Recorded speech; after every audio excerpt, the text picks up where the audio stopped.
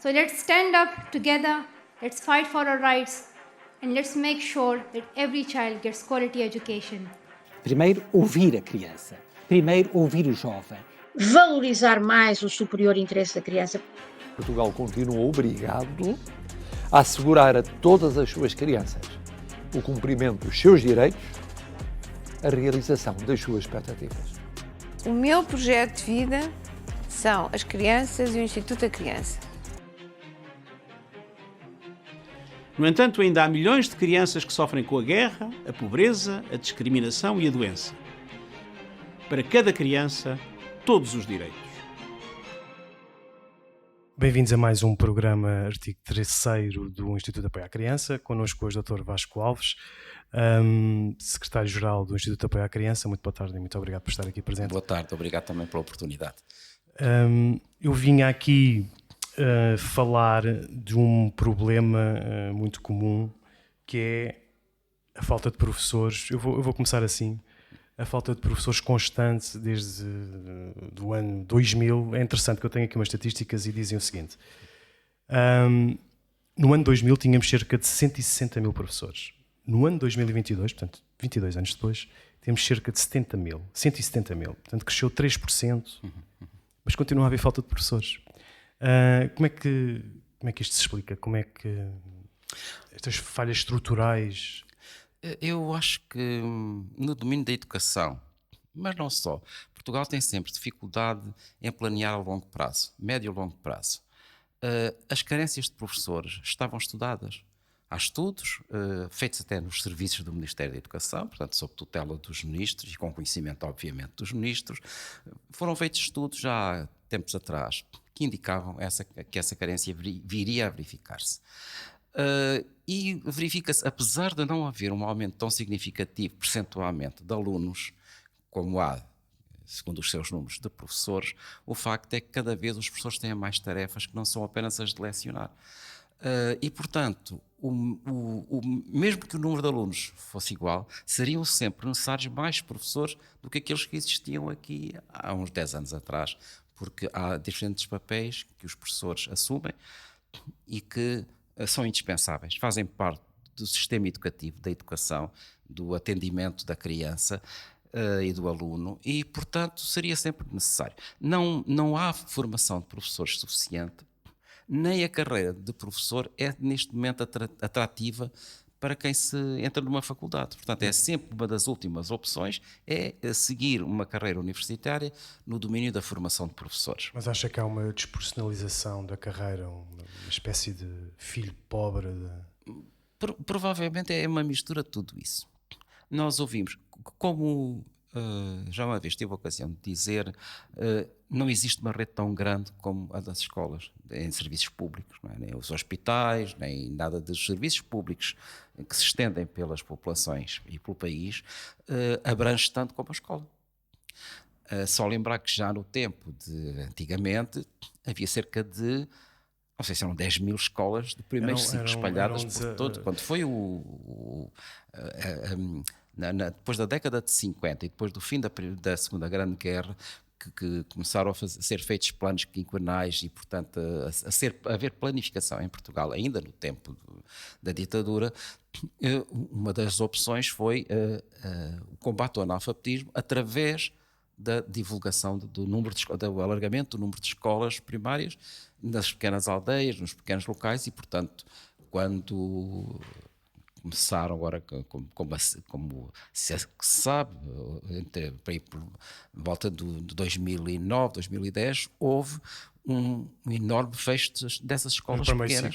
Mais de 4 mil escolas no primeiro ciclo. Exatamente, eram muitíssimas e, portanto, era impossível chegar a todas e chegar a todas com qualidade.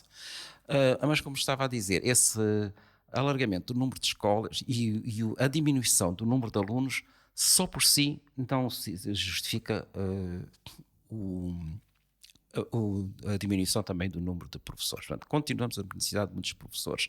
E, como estava a dizer e me perguntou, a formação de professores não é atrativa porque a profissão em si também não é atrativa. Não é a questão da formação, é sim a questão da profissão subsequente à formação. Desvalorizou socialmente a carreira de professor. Eu lembro-me quando eu comecei a lecionar, há muitíssimos anos atrás, em 1970, 71, o professor numa terra pequena. Eu já ia lá, professor de inglês na formação para adultos também. E também. Um professor numa terra pequena era de facto uma pessoa considerada, era destacado no meio, também havia muito menos pessoas com formação superior e, portanto, pertencia às elites pensantes dos meios onde exercia a sua profissão. Com a generalização, tanto do número de escolas, refiro-me a escolas secundárias e básicas, não primeiro ciclo, e com a generalização, portanto, com a construção, com a abertura em novas escolas, com a contratação com as autarquias, isso levou a que se construísse um número muito, muito grande de escolas espalhadas por todos os concelhos do país. Com a generalização e também da abrangência da escolaridade, portanto, o acesso de todos à educação, levou, teve inúmeros e indiscutíveis benefícios, mas levou também um abaixamento do nível. Portanto, pessoas, a escola já não é para aquela elite, para os filhos dos pais que já tinham tido alguma formação, e passou a ser uma escola para todos. E, portanto, isso também provocou um choque social entre a escola e a população escolar, que muitos professores sentiram como um aviltamento da sua profissão. E, portanto, isso é um dos fatores que tornou a profissão menos atraente. Por outro, os professores também dispuseram sempre de pelo menos um sindicato muito poderoso, não um único, mas um muito poderoso, a FENPROF, que conseguiu ser porta-voz das más vontades, dos problemas, das queixas, dos desalentos dos professores e com muita repercussão social. O que também, o constante arco governativo está sempre a mudar, ainda agora vamos para uma quarta eleição em 5 anos, algo do género. Exato, eu recordo não há uma que consistência. Eu não sei se vai falar. Antes dos fins do século XX, 1990 e tal, o professor Marçal Grilo, que foi Ministro da Educação, com quem trabalhei de muito perto, lançou um pacto educativo para a educação, propondo que todos os partidos e forças vivas subscrevessem esse pacto que deveria permanecer para além das mudanças de governo. Não teve impacto nenhum, toda a gente achou muito bem, os princípios eram princípios gerais e respeitáveis e de fácil assunção por qualquer força partidária democrática, mas não teve repercussão, não teve eco, dele não resultou nada de prático. Portanto, o que acontece é que os ministros, naqueles 4 anos de que dispõem normalmente de mandato, querem deixar marca. Na melhor das hipóteses. 4 anos na melhor das hipóteses. Não, 4 anos na normal das hipóteses. Normal, mas que também não é a mais vulgar. E então, isso causa também muita perturbação aos professores, porque há alterações curriculares, há alterações dos planos, não só nos planos de estudo, mas também dos conteúdos das disciplinas, e, portanto, também não dá segurança. Aquilo que num ano, com um ministro, podia ser o programa a cumprir e para o qual o ano letivo convergiria para o alcance de cujos objetivos o ano escolar deveria decorrer calmamente, de repente sabe que vai ser alterado ou que tem modificações, tem cortes, tem acrescentos, tem filosofias diferentes. Portanto, há uma mexida que também é muito desestabilizadora. Por outro lado, os exames, eu devo dizer que, assim, num princípio geral e de uma forma muito primária, eu sou muito contra as avaliações externas. Não acho que... Avaliações externas da carreira docente? Exames nacionais. Ok. Tudo que seja... Dos alunos? Diga? Dos alunos. Dos alunos, avaliações dos alunos, mas não estou a falar da avaliação de professor, da avaliação dos alunos. Também são muito perturbadoras das aprendizagens e da educação. Se pensarmos em ensino, na administração de disciplinas curriculares, na parte académica da formação escolar, sim senhor, os exames podem ter sentido e pronto, e permitem uma certa forma de avaliar o trabalho do aluno e o trabalho da escola. Mas é uma forma muito incompleta, porque não tem em consideração, por exemplo, como é que um determinado aluno chegou e como é que esse aluno e a que ponto chegou. O aluno que entra, digamos, no nível 1 em 5 e chega a 3, progrediu 2 pontos fortes. Tanto como um que de 3 passou para 5, mas com muito mais esforço, porque partiu de uma base mais baixa. Portanto, não é tudo igual, não se pode traduzir tudo em números, e os rankings e tudo isso, que são notícias de imprensa que se aproveitam dos resultados normalmente das avaliações externas, são muito parcelados porque não têm em conta de facto o nem o ponto inicial em que determinado aluno Mas partiu. agora eu voltava um bocadinho à frente e atrás ao mesmo tempo, mas o último relatório PISA, não é, de 2022, diz que Portugal, a média baixou 5 pontos, principalmente na leitura. As leituras hoje são cronometradas, há um número mínimo de caracteres para ler em determinado tempo, e Portugal aí falha redondamente. E eu pergunto muitas vezes agora, voltando um pouco mais à frente, as crianças também comunicam de maneira diferente. Há uma falha, não é bem uma falha comunicativa, porque as crianças hoje em dia comunicam por gráficos, simbolicamente, não é? Sim. Com emojis, e portanto a leitura também se torna difícil. A escola tem adaptações boas ou más a este caso? Ainda bem que diz as escolas, e não a escola ou a educação. As escolas são muito variadas, dependem muito da sua gestão e também dependem muito de cada um dos professores, porque cada professor tem uma certa maneira de ser, de estar na vida, de aderir às modas e às coisas novas e diferentes, e portanto não podemos generalizar. Há experiências fantásticas de pessoas que utilizam desde a inteligência artificial aos computadores,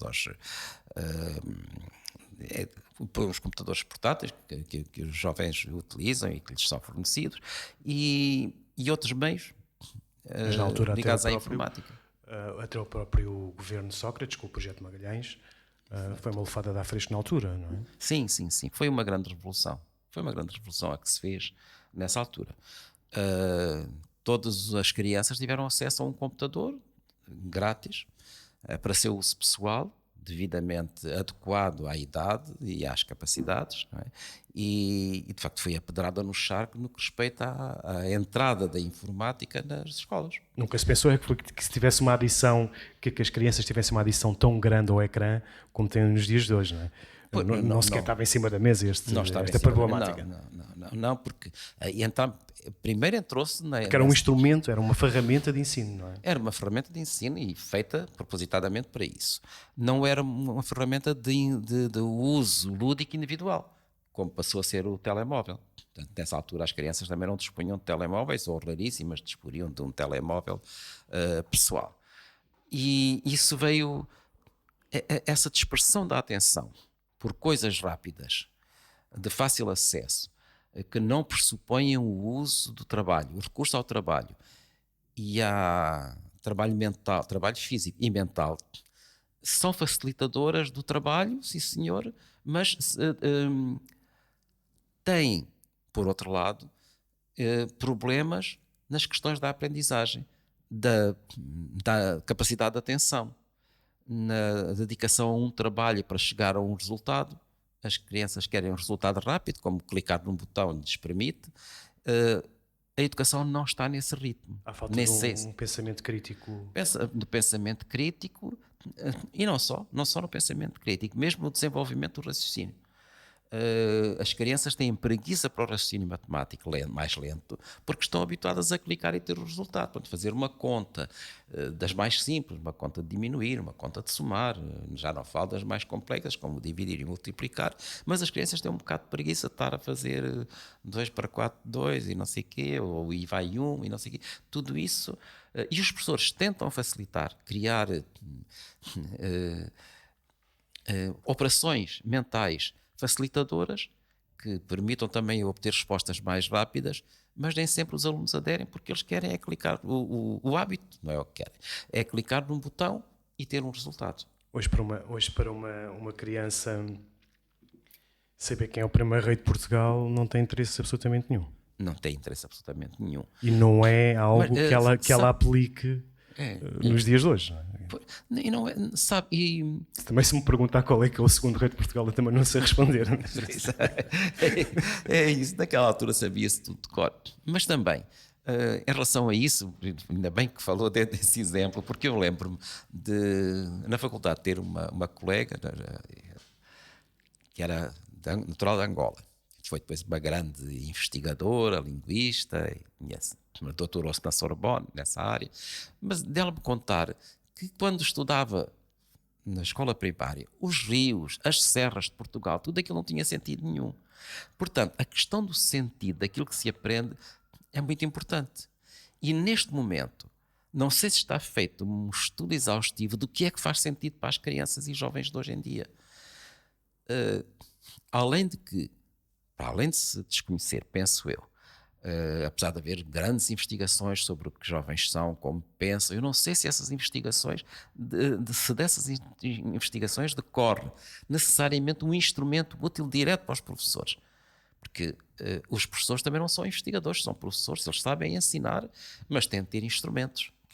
Sim, e o que eu vou dizer agora é um bocado clichê, mas o que hoje é amanhã pode não ser. Portanto, Exatamente. Pronto, e o professor, para ser um agente de mudança, também tem ele de ser para si próprio um agente, tem de se mudar, tem de evoluir, e também não podemos pedir a todos que sejam assim, porque há pessoas e pessoas, não é? Há pessoas que por natureza, por personalidade, são mais avessas à inovação, à introdução de coisas diferentes e não lhes vêem interesse, nem lhes acham utilidade. E há excelentes professores que usam métodos antiquados, não é? Portanto, penso que o que ressalta como mais positivo num professor para conseguir conduzir os alunos a aprendizagens significativas é, em primeiro lugar, a empatia.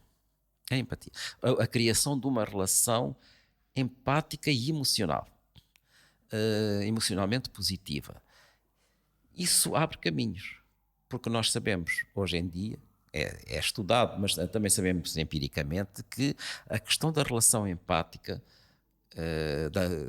é motivadora da inteligência emocional. E a inteligência emocional é impulsionadora de avanços e de aprendizagens. É indispensável, aliás, para avanços e aprendizagens. Aliás, costuma-se dizer educar as crianças para que não seja necessário punir os adultos, não é? Exatamente. Eu lembro de uma frase que uma vez saiu da boca da professora, a doutora Ana Benavente, que dizia: o que a escola rejeita, a marginalidade aproveita. Claro. A escola rejeita a gente mais. Não, mesmo quando não rejeita ativamente, rejeita pelos seus métodos, pelos seus propósitos, pelo número grande, um professor com 30 alunos numa turma, a quem dá 2 horas por semana. Portanto, para ter um horário completo de 20 horas, terá de ter 10 turmas. São 300 alunos. Como é que os pode conhecer? Como é que pode gerar relações empáticas, despertar neles uma emocionalidade virada para a aprendizagem da matéria que ele pretende, a cuja essência ele pretende conduzir os seus alunos? É muito difícil, não é? E aí também entra um pouco a parentalidade, que tem aí a parentalidade, não é? Os pais têm aí um papel preponderante. E eu agora queria também um bocadinho avançar. O Instituto Apoio à Criança tem, por exemplo, as escolas de segunda oportunidade, que é um pouco, como falava há bocado, da marginalidade, da frase que citou. Sim, exato. As escolas de segunda oportunidade do Instituto Apoio à Criança são um ótimo exemplo. Sim, eu tive na minha vida uma experiência muito feliz, que foi ter passado 11 anos num serviço do Ministério da Educação dedicado à aprendizagem dos adultos, à alfabetização, à educação de base, e era uma visão da educação completamente diferente daquela que se vive na vida escolar. Portanto, partia-se sempre do conhecimento concreto dos adultos, em presença, nos grupos de turma, enquanto no ensino escolar, normalmente, em vez de se partir dos reais adquiridos, parte dos pressupostos. Portanto, a gente supõe que o menino... percepção, não é? Não, é daquilo que... não é só percepção. O professor não chega a ter percepção. O professor tem um programa que lhe diz que se o menino está no segundo ano, o menino ou a menina está no segundo ano, no primeiro aprendeu de certeza isto, aquilo e aquilo outro. Portanto, o professor vai daí para a frente. Outra coisa muito diferente é ver o que é que efetivamente a criança ou o jovem adquiriram e partir para a aprendizagem a partir daquilo que é adquirido e não daquilo que é suposto ter sido adquirido, porque o programa diz que naquele ano de escolaridade terá sido adquirido isto ou aquilo. Na formação de adultos que se fazia então, já se tinha em conta aquilo que o adulto efetivamente sabia, porque se percebeu que ninguém chega a uma escola, uma criança, mas sobretudo um adulto, sem saber nada. Não são panos brancos onde se vai escrever o que se pretende. São pessoas portadoras de hábitos, de conhecimentos, de cultura, de vivência familiar e social que também marcam muito. Não é? Na altura dos... sou um bocadinho mais novo que o Dr. Vasco Alves, mas na altura, muito mais novo, mas falava-se muito, não é? Tu tens que saber ler e escrever. Pois. Somente isto. Isso foi muito típico do regime da ditadura. Claro. Que a cultura, a educação, a cultura, o conhecimento tornam as pessoas mais aptas a julgar a sociedade em que vivem e a ver as desvantagens da sua vivência comparando-as com de outras pessoas ou de outros países que vivem noutras condições. E sente, por exemplo, que o Instituto de Apoio à Criança, na sua convenção e seguindo a sua convenção e a sua missão, na criança temos que educar logo de início. Temos que estar no terreno para educar, temos que fazer ações de prevenção, ações de sensibilização. Sim, senhor. Sim, senhor. E sobretudo... para salvaguardar exatamente... salvaguardar várias coisas, entre elas, por exemplo, a influência social nos conhecimentos. Uma criança chega a uma escola e, por exemplo, o código de linguagem utilizado pelo professor não é o mesmo que é utilizado em casa. Portanto, há logo aí uma dificuldade de comunicação. Eu lembro-me de um projeto muito interessante que coordenei numa aldeia muito perdida de Trás-os-Montes. Sabrosa, não é? Em Garganta, sim, exato, no concelho de Sabrosa, a terra de Miguel de Torga, no concelho mesmo de nascimento de Miguel de Torga, São Martinho de Anta, isto era um lugar dessa freguesia chamado Garganta, e lembro tinha muitas componentes esse projeto educativo para o desenvolvimento local, entre eles o trabalho das professoras primárias com linguistas da Universidade de Trás-os-Montes e Alto Douro. E a professora primária, lembro-me de contar com algum espanto, que perguntava: como é que se chama o teu pai? E a criança respondia: pai. Pronto, para ela pai era pai. Portanto, havia aqui, e apesar da professora ser de origens muito humildes, lembro-me dela contar que em criança vivia numa casa de terra batida, mas para a sua formação académica ela acedeu a um patamar de comunicação diferente e perdeu a capacidade de comunicação direta com as crianças e de entender como é que se processava essa comunicação. Portanto, nas escolas, e tendo em conta as camadas sociais de origem dos alunos, das crianças e jovens, há logo à partida este problema da comunicação. E isto prende-se com aquilo que disse há bocadinho sobre a leitura. Por exemplo, a leitura é um código indispensável para ascender a conhecimentos variados. A leitura não é apenas para português ou para a literatura, mas para a matemática, para a ciência, para qualquer campo do conhecimento, a leitura é importante. Mas há um outro conceito que a professora Ana Bravent também desenvolveu, que é o de literacia. A literacia posteriormente foi tão utilizado que passou a confundir-se com a alfabetização, e não é. A literacia é a capacidade de compreender o que se lê. Enquanto o analfabetismo não sabe ler, o iliterato exatamente, não consegue perceber o que lê. E isso é um dos grandes problemas. Eu lembro-me de quando eu fui, uma das vezes que fui diretor-geral da Educação Básica, faziam-se avaliações, mas sobretudo para conhecimento do desenvolvimento das aprendizagens, portanto, da escola, do professor, e os dados eram devolvidos às escolas para a melhoria dos modelos de aprendizagem. E grande problema na questão da matemática consistia na capacidade de entender o problema. Portanto, entender a literacia da apresentação de um problema matemático. Não é? Portanto, descodificar o que está ali escrito, perceber, para depois resolver, porque depois, uma vez percebido, a solução seria fácil, do ponto de vista do uso da matemática. Mas faltava a interpretação do texto da pergunta. A clara o claro conhecimento do que estava a ser questionado. Mas, por exemplo, A literacia é, de facto, um fator-chave, não é? Não só saber ler, mas compreender o que se lê. E aí, de facto, nós estamos mal colocados nos testes de PISA. pois estamos. E o Instituto de Apoio à Criança tem aqui esse papel fundamental também de garantir que a educação para as crianças seja toda igualitária, todos têm direito a uma educação. E eu acho que isso está a ser cumprido, pelo menos em Portugal, penso eu, e também foi uma grande bandeira que também acompanhou a doutora Maria de Lourdes Rodrigues na altura, tornar o 12º ano de escolaridade obrigatório. Exato. Foi a Lei de Bases do Sistema Educativo previa que a escolaridade obrigatória terminava no nono ano, no fim do 3º ciclo do ensino básico. Portanto, só havia obrigatoriedade até ao fim do ensino básico. No programa do governo de que a professora Maria de Lourdes Rodrigues fazia parte o alargamento da escolaridade obrigatória até aos 12 anos. E isso implicava a alteração da Lei de Bases. Tratando-se de uma lei, só a Assembleia da República é que tem competência para o fazer. E assim foi feito, por proposta do partido do governo de então. E foi aprovado. E, portanto, fez-se uma alteração à Lei de Bases que passou a prever a extensão da escolaridade obrigatória para 12 anos ou ao completamento da idade de 18 anos. Portanto, há aí eu diria um cinismo, passo o termo e entre muitas aspas, que é uma criança que permaneça no primeiro ano de escolaridade, portanto, não consiga promover mais aprendizagens, ou segundo ou terceiro, a meio da subida nos anos de escolaridade, ao completar os 18 anos, o Estado cumpriu a sua obrigação de lhe fornecer a escolaridade obrigatória.